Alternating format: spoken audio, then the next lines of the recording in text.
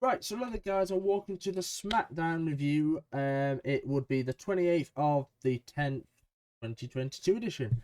It's myself today. We have no Saul, I'm afraid. Saul will always be on the Raw ones, but I'm going to try and do the Friday Smackdown ones as best as I can. It will be solo unless he changes his mind, otherwise I'm on my own. As you can see, over there I've got a nice image of Smackdown, and that's about it. So, we started off. Roman was heavily promoted on Raw for this SmackDown, so I was expecting good things. Right. Brawling Brute start. Again, didn't listen to their music. One thing I've picked up from these reviews so far that I've done over the past 2 weeks is literally the music levels. It's bangers after banger after banger after banger after banger after banger after banger. Just amazing. You know, again, the OC, Damage Control, here, Brawling Brute. I also believe that the Solo Sokoas as well, which we'll get into. All of this was amazing. So, we start off with me giving Raw a 2.5. And I was really hoping this show was a lot better than the 2.5 I'd give Raw. This is my first time hearing Wade Barrett on commentary as well, so I'm excited to see how he does. And yeah, looking forward to it. See what he does. This one lucky punch. So they start off with a promo of Roman and Logan, obviously going back, and this whole you've all done the one lucky punch thing. I'm sorry, I hate it. It's not for me. I think it's going to be a good match, but I just don't think this one lucky punch is the right direction for Logan. I think it's a bad concept. So, we are getting the Brawling Brutes, obviously walking down to the ring, and at this point, Michael Cole says Sheamus is injured and he suffered some kind of shoulder injury. Well, from my knowledge, I went on Twitter at the time that SmackDown was on, and Sheamus was married. Sheamus had got married, so he's not going to see this, but huge congratulations to Sheamus and his wife for getting married. Because that is actually what happened. He wasn't injured because Drew McIntyre, not on SmackDown, was the best man at the wedding, and so was Miro or Rusev. He was also at the wedding.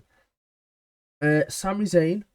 So we have a little backstage segment where Sami Zayn basically said, "Look, Jerry, we're on the same page. You know, let's go on the same page. Let's sort this out," kind of thing. And it's just the character is amazing. And then Solo comes out with his music, and I'll tell you now, Solo Sikoa has such a presence. It's a lot like Roman's, and that's not down to some or anything like that. Like the way they've portrayed Solo Sikoa is heavy, and I love it. Like he comes across as such a powerhouse, a badass. I miss Pete Dunne. You know, I don't mind Butch, but I would like Butch to be Pete Dunne and not Butch. Look, I'm sorry, but if certain people can get their name back, such as LA Knight from what is it? Whatever he was, Max Dupree, if he can go back to LA Knight, I want Pete Dunne back. So we start off with a bit back and forth. There was a really nice wicked left arm clothesline from Butch. Incredible. And then Solo basically gives him one after takes his head off. Now Solo's clothesline went straight on his chest and just like it should be. You should be going through them and not over them. Jimmy, great heel work. And it looked like Peter lost a tooth, but it was his mouth guard. But Jimmy did really good heel work on the side, just taunting him. There was a knee that Ridge gave Sammy, completely rocked him senseless. Solo launches. Oh yeah, the spot where Solo literally launches Butch onto the apron. It's incredible. He just picks him up and just bam, slams him. I've also put. I wish the Usos defended the belts because we find out later that they will. Spoiler alert, but it just feels like such a redundant run with the belt so far. Yes, they've unified it, but they're not doing anything about it.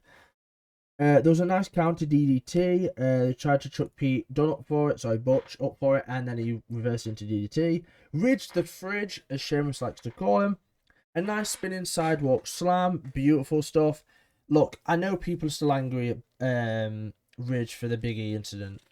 It's unfortunate. Big E will get back to where he needs to be, but Ridge is very talented and he's very good. And he's Yorkshire, so he has an extra place in my heart because that is right next door to me. Solo and Sammy work great together. Little tag team moves here and there was so sublime and lovely for what they were doing. Then Solo and Ridge get into a headbutt barrage. Wonderful stuff. Followed up by a couple of great clotheslines. So there was a distraction pin. And thankfully they kicked out. And I put in my notes, thank F, because I got really concerned we was going to have a distraction pin. And then we get a bit of animosity. So whilst everything's going well in the ring, Jay and Jimmy are on the outside. Sammy looks up at Butch on the top rope and realises, he's like, oh, come down, come down. And he gets in position for Butch, so he's going to counter him. You see it clearly. But what Jay didn't realise is that Sammy had it under control. Jay grabs Sammy and drags him out of the ring saying, oh, I've just saved you, you ain't got it under control. Not realising Sammy's like, I had it under control. Like, it was a strategy. He was supposed to, I was supposed to let him come off the top rope. And then this basically turns into Ridge the Fridge running straight through the Usos. And Sami Zayn's not touched at this point. He gets back up on the ring. Butch is down on the floor because Jimmy also took him off the top rope. Sammy walks over to Butch and schoolboy pin and a clean pin. Now, on Raw, I had an issue with the distraction pins, right? But hear me out.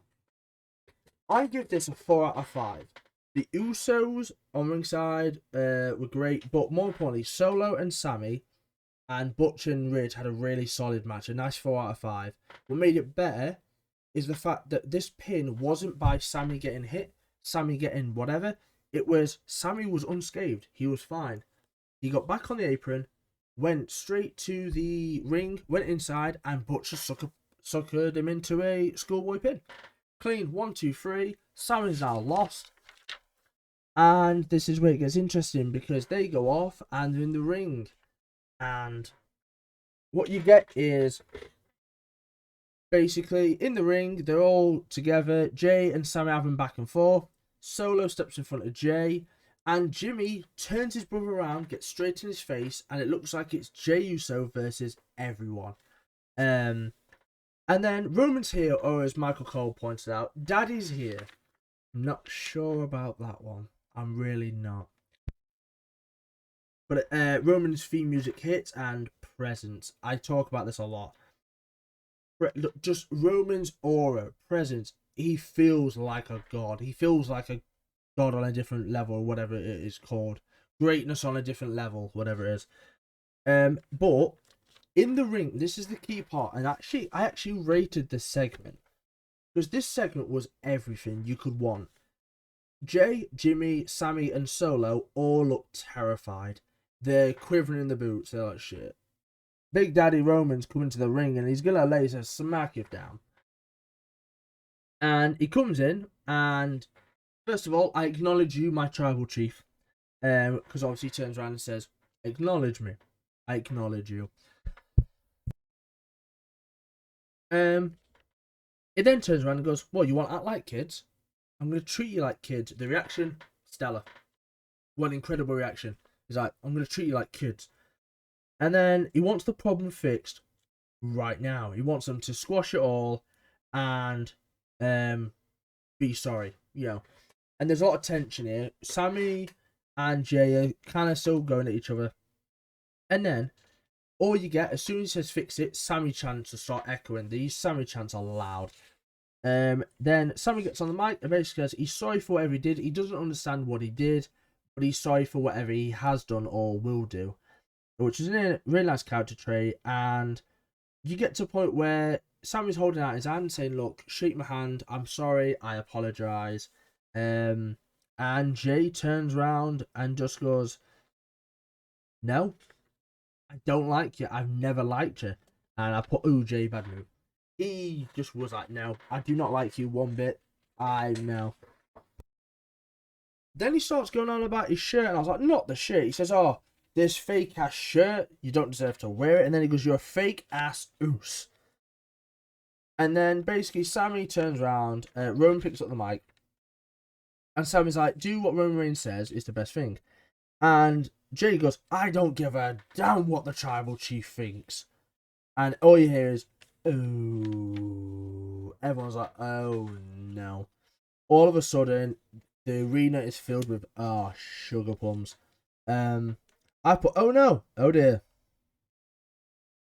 And then basically, Sammy's trying to defend him, saying, look, he didn't mean it. He didn't mean it. Sammy, Jay's not been himself recently. He's not, because Roman turns around and stares at him with intent like he's going to smack him. And Sammy's saying that he's not feeling himself. He's not feeling Usi. And this was incredible. This whole bit just here. Usi. He turns around and says he's not feeling quite Usi. Then all of a sudden, Usi chants break the arena all over. Jay breaks character. Straight away, you look at Jay and he breaks. So Roman breaks character first. He looks at Sammy, hears him say Usi, and he can't control his laughter. And you can visually see they're enjoying every moment of this. But Roman breaks character. Then he goes, oh, is Jay not feeling Usi? Jimmy in the background slightly going off, but Jay's supposed to be all serious like, You see Jay hiding his hands because he's just turned around. He's broke character as well. Absolutely incredible. And then Roman turns around then and says, I'm going to do something you don't like. I'm going to change that shirt from Honorary Oos to Oos. Even better, I'm going to make him a full-blown Oos. I'll do you one better. I'm going to give him a new last name. He's going to be known as Sammy Uso. And everyone saw, again, Arena is there for, the Arena were brilliant in this episode. Sammy Uso, Sammy Uso. Then Jimmy breaks character. It's brilliant. Roman basically says, like, you sort it out kind of thing. And Heyman then actually, little bit weird, Heyman broke the fourth wall because Heyman then turns around and says, blah, blah, blah, blah, blah. And here's something from our sponsors that you'll see in 3, 2, 1. Chucks the mic and we go to ad break. I liked it. I thought it was something different, but it was definitely something weird. Then we get a little teaser just before it goes off the air. We've got a Bray promo. Bray Wyatt promo tonight at some point. We come back on air. War Raiders look like they've got another vignette, and it looks like Sarah Rower's with them. Very excited to see where this leads. Yes, I think it's Sarah Rowe and War Raiders been really nice pairing together, I'd say. Then next we have the Maximum Male Models versus the New Day. Right. I'll be honest. They reference Big E to start off with. I needed that. They reference Big E. Big E was at the Wakanda Forever premiere with Xavier, Sasha Banks, Naomi, Jimmy, or I think it's Jimmy, and Kofi. Again, all nice to see they're all there. Those are really nice. So, Maximum Models, I think it's Mansoir, goes for like some kind of punch, and Xavier Woods turns around and sweeps him by the leg. Just lovely. Smooth leg takedown. It's just lovely stuff. And then, I just put, Mace is wasted. I don't think Mace in this role is good. I get that he's having fun and whatnot like this, but I think Mace is so much better. Like, Dominic Dijakovic in NXT looks like he's being rebranded. I can't wait for it. I also put, I love Wade Barrett. He was making some really funny remarks on commentary. At this point, I was like, Joe, what? I really love Wade Barrett. I enjoy him. Kofi still got it. I mean, he's never lost it. And amazing. Just everything he does. There was a really nice frog splash from... So Mansoir is getting up back-wise. And Xavier does a nice frog splash off the top rope onto his back. And Mansoir actually sells it really nicely. And there was a really nice tag move. It's the Midnight Hour from the New Day. Just lovely, lovely stuff. Further proving the New Day are one of the best, if not the best tag team in WWE history. And yeah, 3 out of 5. It was, oh yeah, the Roman segment got 5 out of 5. This was my favourite segment of a lot of stuff this year.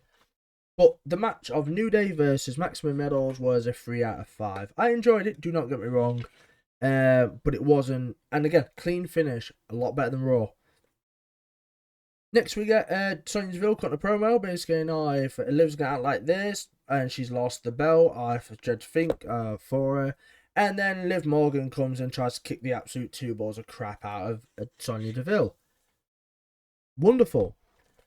And then we get a Braun Strowman promo. Now, this is how I think Braun should have been put over from the start. None of this goofy, you look at me.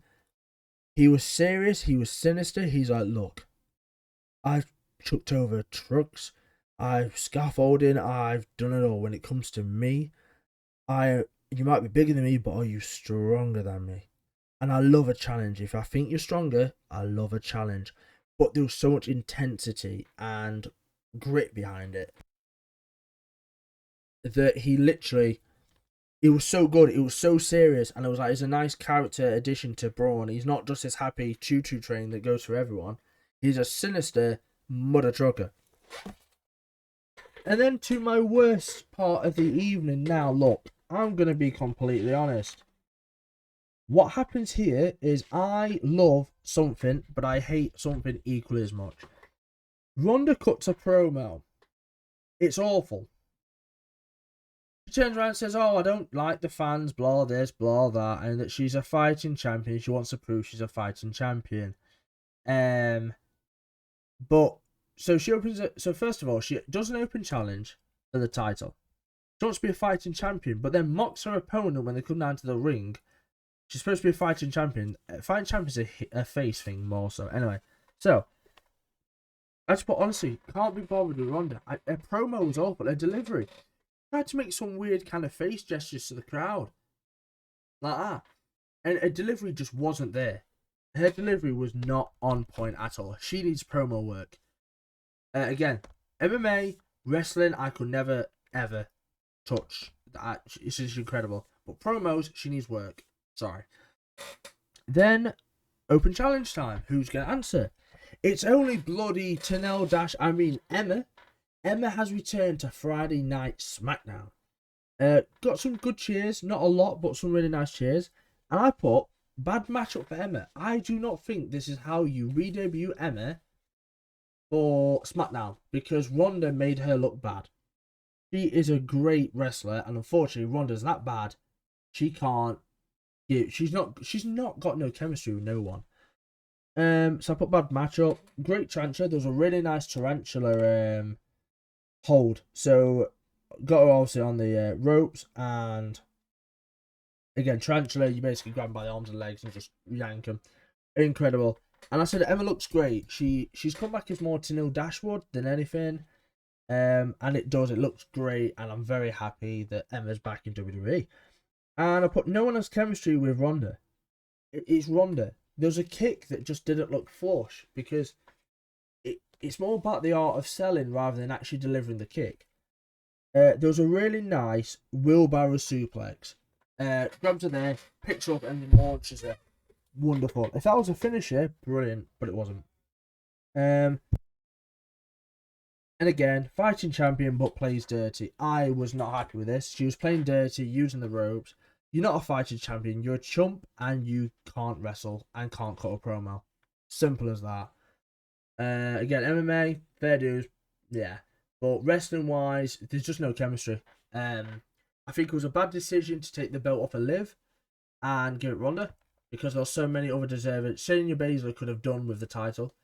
You know, which we'll get into slightly. There's a bit of a backstage thing. I shall say it now. Basically, there's a backstage thing of Natalya, Shayna Baszler, and Ronda. They start talking. Next minute, Shayna just chokes the crap out of Natalya. That's it. The match was a 1 out of 5 because of Ronda. Ronda Rousey being in this match was a 1 out of 5. Emma being in this match was a 4 out of 5. But unfortunately, Ronda won, which, of course, bad debut for Emma and bad matchup for Emma. She deserves better. Then we get a little thing saying Bianca versus Bailey, last woman standing match in Saudi Arabia. I can't wait for the Raw Women's Champion. Then we get a newsflash. It's the Usos versus the Brawling Brutes at Saudi Arabia for the Unified Tag Team Championships. And I got what I asked for. This made me very, very happy for the simple case of I was asking when they're going to defend the titles, and now we get the Usos versus the Brawling Brutes. Very happy. Legado del Fantasma then come out again, banger music, incredible. Bray interrupts, so as they're coming down to the ring, obviously they get in the ring, and next week we get a little Bray interruption again, signaling that Bray is going to be on later. So we've been told it's Legado del Fantasma versus Hit Row and a vacant superstar. Now, I did not have a clue who this vacant superstar could be, and I wouldn't have guessed. So, as we come down, Hit Row come down and introduce our vacant. It is Shinsuke Nakamura. Now, the pop Nakamura gets out of this world. Incredible. Deserve it, don't get me wrong, but a choice I would not have made because I didn't think about it. Brawl to start off with. So they literally go in and start kicking the crap at each other, and Adonis the Great goes in, jumps up, punches him, and does 2 lovely consecutive monkey flips. They were just done properly. There, flip straight over on your back, off your pop. And the match was good. You know, they was really good. They was together. You know, there's always fine, always something going off. You had B-Fab taunting Selena Vega, get in the ring. Eventually she does, and she kicks her straight back out the ring. Ad break. Comes back, Shinsuke's in control, he looks great. Shinsuke has always looked great, I just think he's booked badly. Then we get Top Dollar holding not 1, but 2 people for the World's Strongest Slam, where he chucks him from here over. Brilliant move, not an issue. I absolutely loved every second of it. So then we also get Top Dollar go to the top rope, and let me tell you now, the crowd went, oh, and they were really into it. The thing, what I will say is there was a lot of thing about Hit Row without Swerve, and they've conquered. Hit Row are amazing on their own, as they should be, and they are. And everyone's into Hit Row and Top Dollar. So I was like, oh crap, wonderful. Like, I like this a lot. And then basically it sets up for a Kinshasa to Joking Wild, I think it was, to end the match. So Nakamura and Hit Row get the win over Legado del Fantasma. Now, I have an issue with this, right? Why debut Legado del Fantasma to take a loss to Hit Row and Shinsuke Nakamura?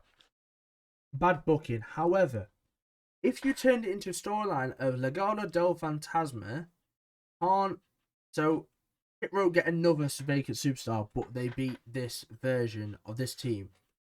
Clearly, Shinsuke is the better wrestler here, but it would be quite funny if we had a bit where Hit Row got another member in and couldn't win, then got another member in, could win. Like a little bit of a funny thing, but depends how you do it. But I like the idea. Right. Then, so just before we get this Roman segment, there's a Jay segment basically saying that he lost his cool, he wants to talk to Roman, and Heyman, the wise guy's like, I'm not so sure it's a good idea. Don't think it's the best idea, personally. I've got you, Oos, I will talk to him.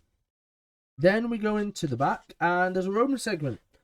And Paul Heyman's friend is like, Roman, I need you to watch this. And it's one lucky punch. He mentions Brock Lesnar, and how he got lucky chance, you know, this. And he starts mentioning Brock Lesnar and stuff like this, and Roman's face gets very irritated.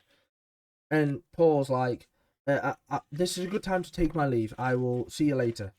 Bye-bye. Again, brilliant stuff. One lucky punch, bullcrap. Shows video Logan boxing, and third match. Oh yeah, so this is Logan Paul's third match in WWE. A tag team with Miz, a solo against Miz, and then Roman Reigns for the world titles. mental. Then we basically was to start off with Kayla with LA Knight. LA Knight doing his usual, yeah. And Ricochet then comes in and basically says that someone needs to knock him down a peg. He's not SmackDown's or God's greatest gift. And he went, no, you're right. I am God's greatest gift. A Ricochet LA Knight program? I'm here for it. I don't mind. Then we get Karrion Kross and Scarlett.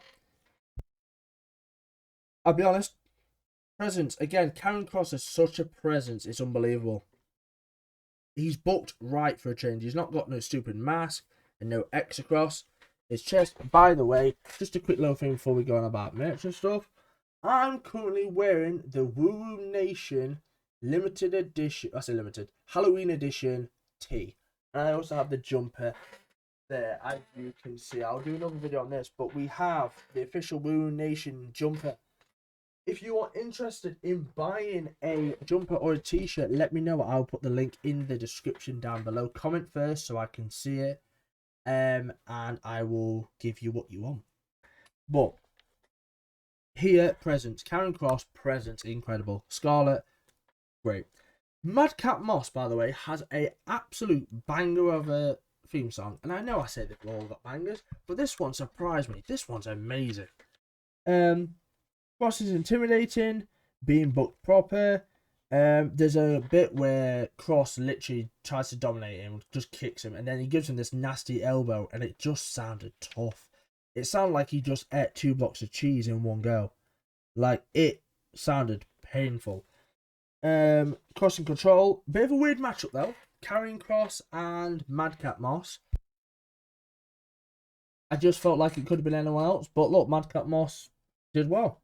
He is quick. There's a bit where they're going through a sequence and he's running the ropes rapidly.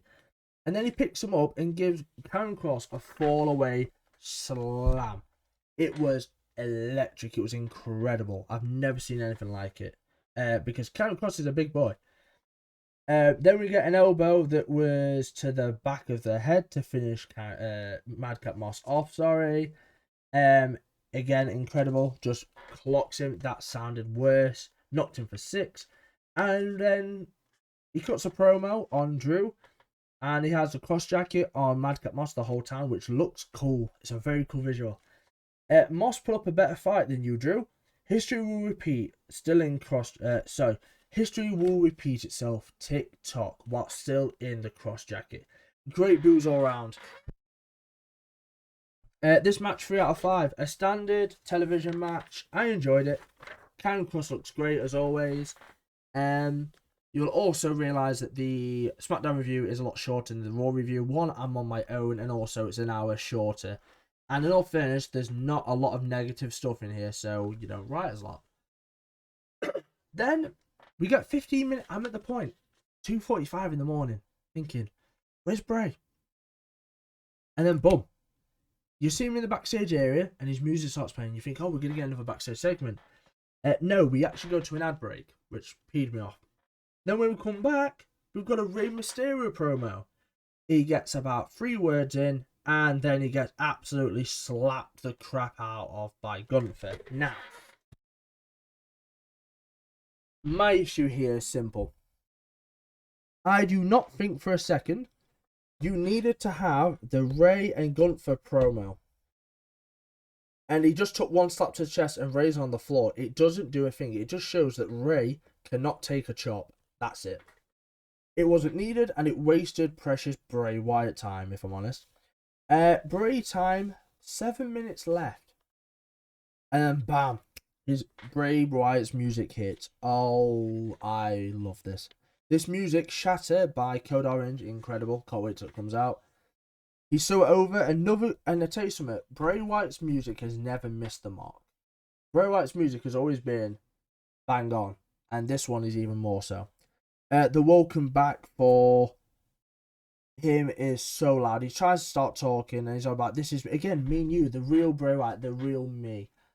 He's such an incredible promo, an incredible character, an incredible person. And the welcome backs are loud. And then he turns around and says, and it's just me, no mask, No smoke and mirrors, just me and you. Now, I put this, and I saw it a bit here as well. Is Bray Wyatt actually alluding to a potential, right, Cody Rhodes and Bray Wyatt promo, or program, sorry.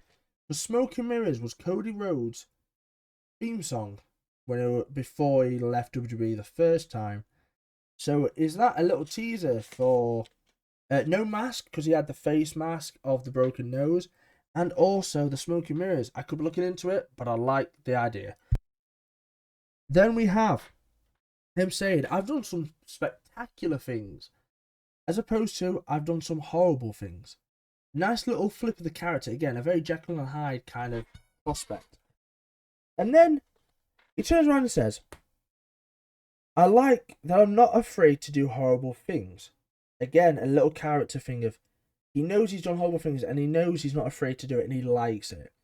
And then just as we're about to finish, basically he goes, who am I? Well, Uncle Howdy appears on the screen. And he's like, who am I? Kind of thing. And then he turns around and tells Bray, you sent him, a little picture of the Fiend pops up, away. So he's blaming Bray for sending the Fiend away. I think this is a really, Uncle Howdy, I'm very speculative about Uncle Howdy, and I think it's going to be amazing, but I'm very intrigued. There's a lot of will he, won't he? But he referenced that you sent him away. And then it cuts down, and he finishes off, and he's just laughing. And we actually get to see a proper, reveal for Uncle Howdy. Now, a lot of people are going, oh, it's clearly Bo Dallas. It's Bray Wyatt in a mask, obviously. However, who will Uncle Howdy actually be when it comes about? I do not know, and I'm very intrigued. As you can see, this has only lasted about half an hour at this point. And that's a SmackDown review, really. It was a wonderful episode. Initially, I gave it a 3.5 out of 5, but after look at my notes, it's a 4. The show is a 4 out of 5 this week. The Roman stuff is incredible. The Roman is perfect, bang on. Jay's got tension again, and it's not Sammy. Sammy's safe. Jay's the one going back at Roman. Do we see a Jay versus Roman again? Main event Jey Uso. Yes, please. Again, not needed with the Gunther and Ray stuff. I'm very happy to see Ricochet and LA Knight in a program. And lastly, we also get note that Liv versus Sonya Deville is set to take place. I think it's at Saudi or whenever. A no disqualification match, which I can't wait for. And the last bit was as well, there was a promo for Raw, the Halloween edition. They are doing an actual Halloween edition of Raw. And it's a trick or street fight. We'll also get to it when we get to Raw, but it looks very entertaining for a Halloween episode. As we do at the end of every segment, we always have your best wrestler and your, not wrestler, but best superstar and worst superstar of the week. And one really appeals to me, and that's Ronda Rousey for the worst superstar of the week. Nothing she does works. She's not over, and yeah, no chemistry. My best superstar or superstars is the Bloodline, the whole 9 mile. Solo, Sammy especially. Sammy is number 1, but the Bloodline is a very close second. Roman doing the stuff that he's doing with the Bloodline, Jey Uso with the tension, everything is so good with the Bloodline. But Sammy, just above him. He is making everyone break character. And trust me, it's hard to do when you're the Bloodline. So, all in all, this episode was a 4 out of 5 for myself. As you can see, my links, my socials, rather, are down below. My Twitch and my Twitter. And basically, Saul will be back on Tuesday for the Raw review. As this is now me. I will be doing the SmackDown reviews going forward. I might see if I can get a guest. If not, then it's just me. But guys, I hope you've enjoyed this week's review of SmackDown. I love SmackDown. Way better than Raw. Hands down. Not even a conversation. without further ado, make sure you like, comment, subscribe, do all that good stuff, and we will see you on Tuesday, both me and Saul, for that review after Raw. Peace.